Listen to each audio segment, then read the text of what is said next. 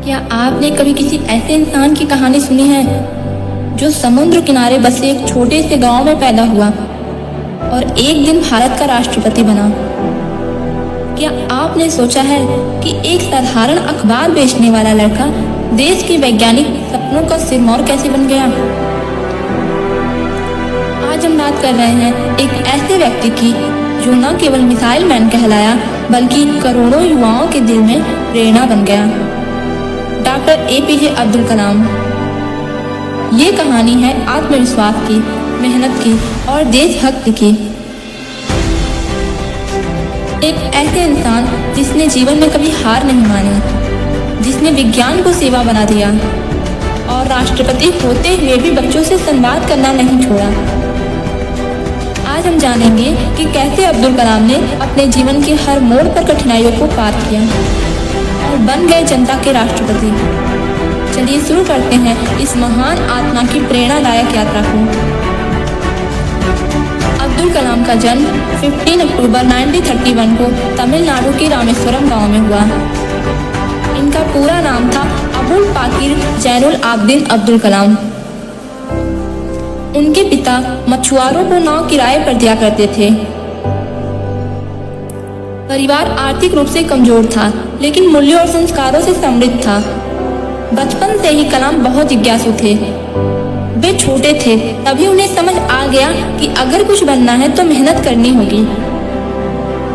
सुबह सुबह वे अखबार बांटते थे ताकि पढ़ाई का खर्चा चला सके। स्कूल से लौटकर वे पिता के काम में मदद भी करते, लेकिन एक चीज जो उनकी कभी नहीं छूटी वो थी उनकी पढ़ाई और उनके सपने। कक्षा में भी शांत और गंभीर रहते थे। विज्ञान और गणित उनके पसंदीदा विषय थे। उनके शिक्षक श्री अय्या दुरई सोलोमन ने एक दिन उनसे कहा, अगर तुम सच्चे दिल से कुछ चाहो और पूरी लगन से मेहनत करो तो कुछ भी असंभव नहीं है। कलाम ने इसे जीवन मंत्र बना लिया। गरीबी, सीमित संसाधन और सामाजिक चुनौतियों के बावजूद अब्दुल कलाम ने कभी हार नहीं मानी। उनकी मां अक्सर नमक के साथ चावल खाकर बच्चों को खाना खिला देती थी ताकि बच्चे भूखे ना रहें। ऐसी ममता, ऐसा संघर्ष एक महान व्यक्तित्व की नींव बन गया। रामेश्वरम से आगे की शिक्षा के लिए अब्दुल कलाम ने रामनाथपुरम के स्कूल में दाखिला लिया। यहाँ उन्होंने अपने जीवन की पहली बड़ी उड़ान देखी। एक सपना देखा कि वे वैज्ञानिक बनेंगे।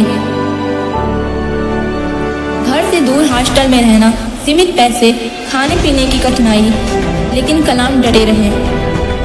उनके पास किताबें खरीदने के पैसे नहीं होते थे, तो वो लाइब्रेरी से किताबें लेकर घंटों पढ़ते। रात भर चुपचाप कमरे में बैठकर वे किताबों में डूबे रहते थे। 1948 में उन्होंने सेंट जोसेफ कॉलेज तिरुचिरापल्ली से फिजिक्स में ग्रेजुएशन किए,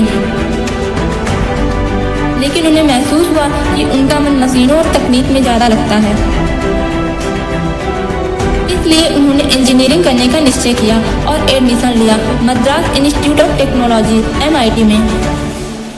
यहाँ का सफ़र और भी कठिन था। MIT की फीस बहुत ज़्यादा थी, लेकिन उनकी बहन ने अपने गहने गिरवी रखकर उन्हें कॉलेज भेजा। आज हम जो अब्दुल कलाम को जानते हैं उसमें उस बहन की कुर्बानी भी शामिल है। MIT में जब उन्हें पहला प्रोजेक्ट मिला, एक छोटा फ्लाइंग मॉडल प्लेन बनाना था। जब प्रोजेक्ट समय पर पूरा नहीं हुआ तो प्रोफेसर ने सख्त लहजे में कहा, या तो कल तक मॉडल तैयार करो या स्कॉलरशिप खत्म। अगली सुबह तक कलाम ने न केवल मॉडल तैयार किया बल्कि उसे सफल उड़ान भी दिलाई। यहीं से उन्होंने अपनी असली उड़ान की शुरुआत की। 1958 में अब्दुल कलाम ने defence research and development organisation में बतौर वैज्ञानिक अपना करियर शुरू किया। वहां उन्होंने होवरक्राफ्ट प्रोजेक्ट पर काम किया, लेकिन मन कुछ और बड़ा करने का था। 1969 में उनका transfer ISRO Indian space research organisation भारतीय अंतरिक्ष अनुसंधान संगठन में हुआ। यही उन्होंने सैटेलाइट लॉन्च व्हीकल प्रोजेक्ट की कमान संभाली। कई सफलताएं आई। पहला प्रयास फेल हो गया, टीम निराश थी। लेकिन अब्दुल कलाम ने हार नहीं मानी। उन्होंने अपनी टीम से कहा, आज की असफलता कल की सफलता का रास्ता है। और अंततः 18 जुलाई 1980 को भारत ने अपना पहला उपग्रह रोहिणी पृथ्वी की कक्षा में सफलतापूर्वक स्थापित कर दिया। भारत अंतरिक्ष में कदम रख चुका था और इस मिशन के हीरो बने डॉक्टर APJ अब्दुल कलाम। इसके बाद उन्होंने भारत के रक्षा क्षेत्र को नई ऊंचाइयां दी। DRDO में उन्होंने अग्नि, पृथ्वी, त्रिशूल और आकाश जैसी मिसाइलों का नेतृत्व किया। इन्हीं प्रोजेक्ट्स के कारण उन्हें मिला मिसाइल मैन ऑफ इंडिया का खिताब। लेकिन कलाम सिर्फ तकनीक में नहीं, टीम भावना और नेतृत्व में भी मास्टर थे। वे कहते थे, लीडर वही जो असफलता की जिम्मेदारी ले और सफलता का श्रेय टीम को दे।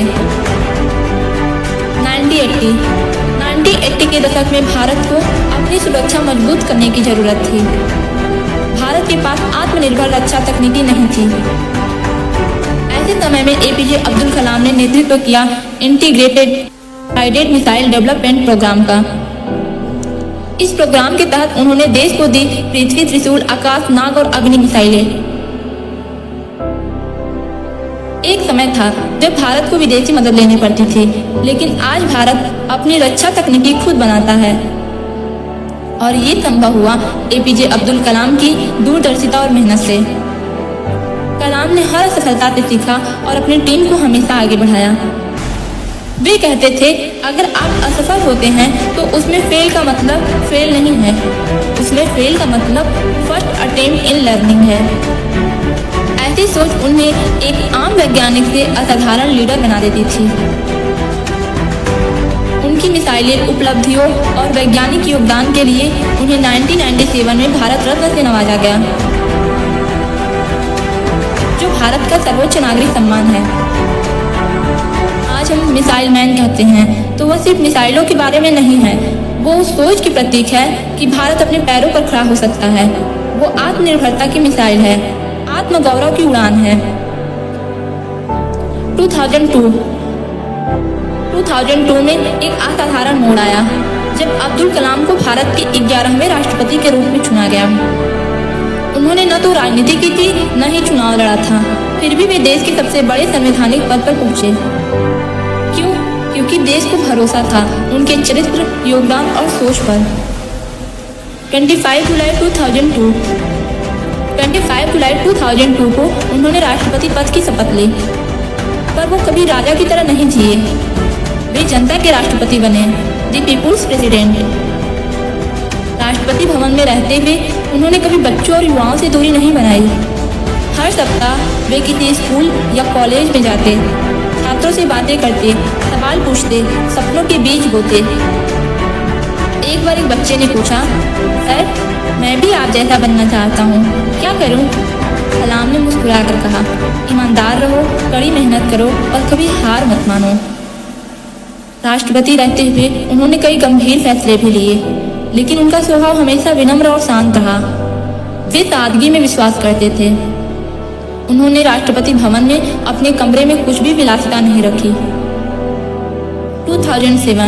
2007 में जब उनका कार्यकाल खत्म हुआ तो उन्होंने दोबारा राष्ट्रपति बनने से इनकार कर दिया, क्योंकि उनके लिए पद से ज़्यादा जरूरी था समाज को प्रेरित करना। उन्होंने दिखाया कि एक वैज्ञानिक, एक शिक्षक, एक देशभक्त राष्ट्रपति भी बन सकता है, और वो राष्ट्रपति जिसने सत्ता से ज़्यादा सेवा को चुना। राष्ट्रपति बनने के बाद भी अब्दुल कलाम ने सबसे ज़्यादा समय बच्चों और युवाओं को बीच बिताया। उनका मानना था कि अगर भारत को बदलना है तो युवा शक्ति को जगाना होगा। वे हर जगह जाते, स्कूल, कॉलेज, गांव, शहर, कहीं भी, वहाँ बच्चों से बातें करते, उन्हें सपने देखने की प्रेरणा देते। वे कहते थे, सपने वो नहीं जो नींद में आए, सपने तो वो होते हैं जो आपको नींद ना आने दें। उनकी किताब wings of fire, ignited minds, India 2020 लाखों युवाओं की सोच बदलने वाली किताबें बन गई। हर किताब में वही संदेश, खुद पर विश्वास करो, देश के लिए कुछ करो। उन्होंने छात्रों को 5 बातें सिखाई। फर्स्ट, बड़ा सपना देखो। सेकेंड, ज्ञान प्राप्त करो। थर्ड, कठिन परिश्रम करो। फोर्थ, अनुशासन रखो। और फिफ्थ, कभी हार मत मानो। वे कहते थे, तुम आज जो सोचते हो वही तुम्हारा कल बनता है। उनके विचार, उनका जीवन, उनकी सादगी सब कुछ युवाओं के लिए एक आदर्श बन गया। 27 जुलाई 2015 वो दिन जब भारत ने अपना सबसे उज्जवल सितारा खो दिया। डॉक्टर APJ अब्दुल कलाम शिलोंग के IIM में छात्रों को व्याख्यान दे रहे थे। जैसे ही उन्होंने कहा, creating a liveable planet earth, उसी पल वे मंच पर गिर पड़े। ये उनके जीवन का आखिरी वाक्य था। मृत्यु भी उन्हें उसी जगह मिली जहां वे सबसे ज्यादा खुश रहते थे, छात्रों के बीच। देश भर में शोक की लहर दौड़ गई। लाखों लोग सड़क पर आ गए उन्हें श्रद्धांजलि देने के लिए। नेता, वैज्ञानिक, छात्र, सबकी आंखें नम थी। वे चले गए, लेकिन उनके विचार, उनका जीवन, उनका संघर्ष अमर हो गया। आज भी स्कूलों की दीवारों पर उनके पोस्टर हैं, किताबों में उनके विचार हैं और दिलों में उनकी जगह है। अब्दुल कलाम की कहानी केवल एक इंसान की कहानी नहीं है, ये कहानी है इस विश्वास की कि अगर दिल में सच्ची लगन हो तो कोई भी ऊंचाई असंभव नहीं है। उन्होंने हमें सिखाया कि गरीबी सफलता की राह में रुकावट नहीं है। विज्ञान और देशभक्त एक साथ चल सकते हैं। सपने देखने की कोई उम्र नहीं होती। सबसे बड़ा धर्म है इंसानियत। आज हम उन्हें मिसाइल मैन कहते हैं, लेकिन वो दिलों के मसीहा थे। वो हमें छोड़ गए, लेकिन एक वादा ले गए कि हर युवा उठेगा, जागेगा और देश के लिए कुछ करेगा। चलते चलते आइए उनके ही शब्दों से इस यात्रा का समापन करें। अगर तुम सूरज की तरह चमकना चाहते हो तो पहले सूरज की तरह जलना सीखो। धन्यवाद।